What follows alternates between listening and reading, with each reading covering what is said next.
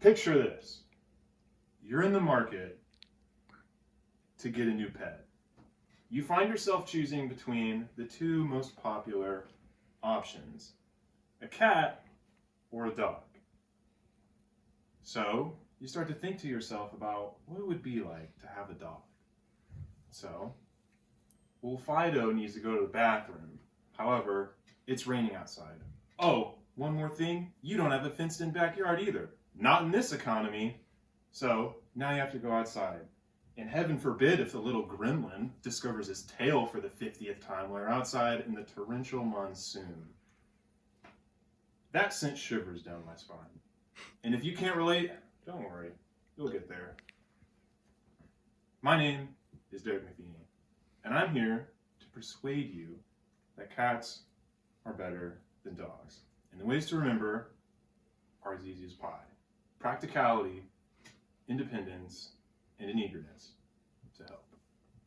So, I actually was not raised a cat person.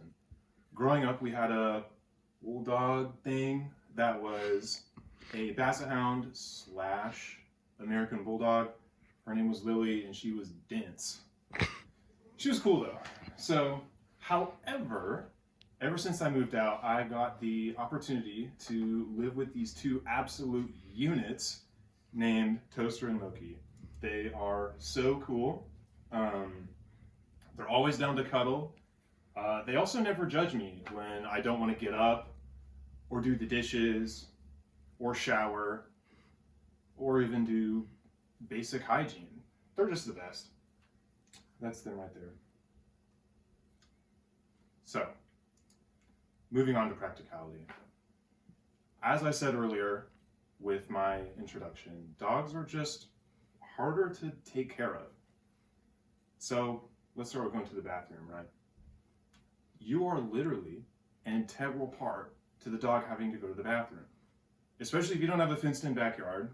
If the dog wants to go outside to go to the bathroom, or to chase a squirrel, or just to roll outside, or just to decide they don't want to go and then come right back in, you are there every single time.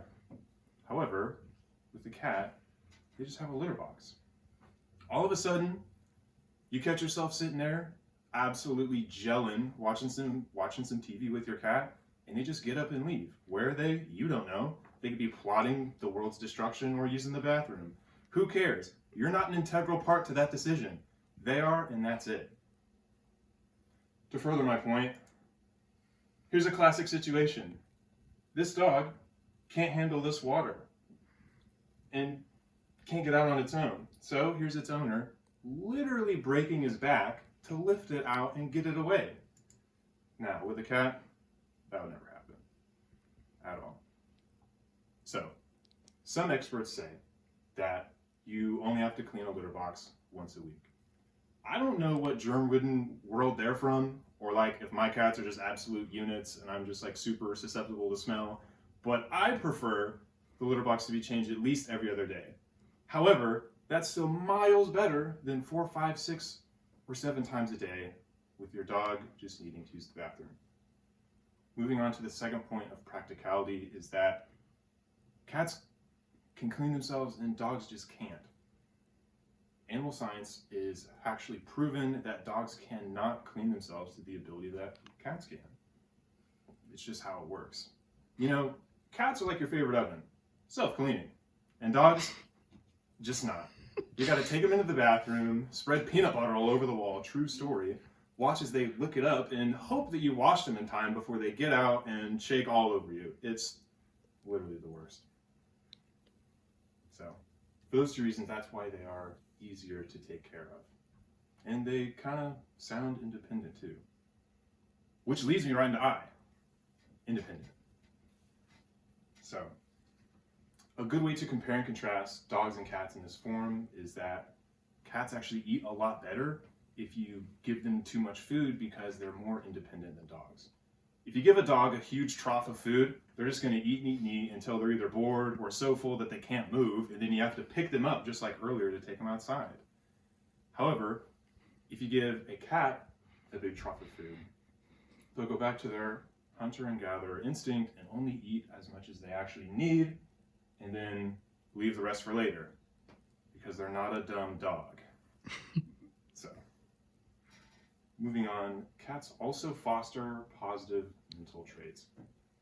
Behavioralists have proved that cat owners are more creative and smarter than similar dog owners.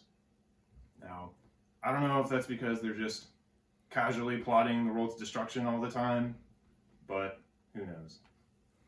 All I know is that this cat makes you absolutely smarter and more creative.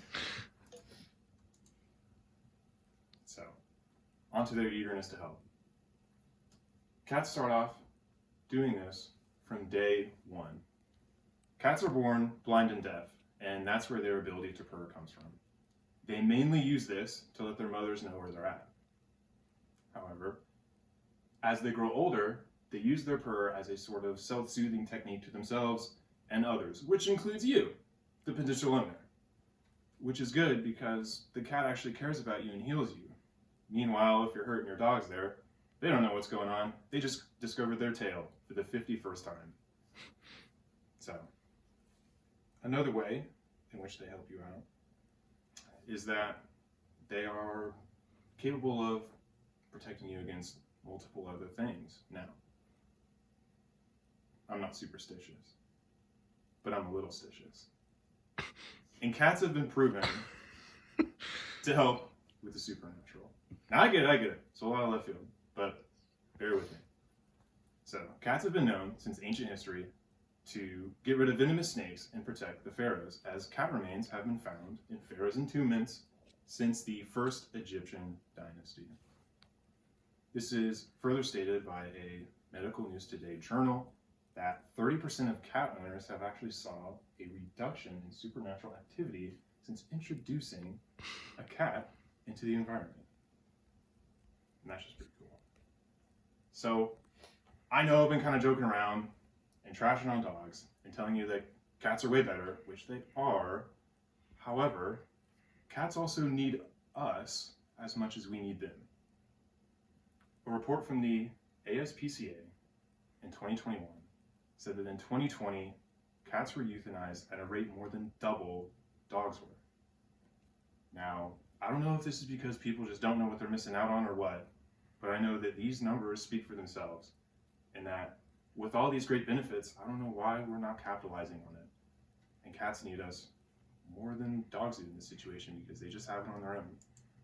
So as we can see here, they make up 57% of euthanization and all of the kill shelters in the country, while dogs only make up 42% because, they discover their tail. So,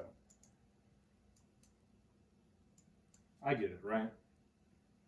Cats probably aren't going to gallivant around the pool for you or go on a walk with you in your favorite park. But let's be honest, you don't get out much anyways.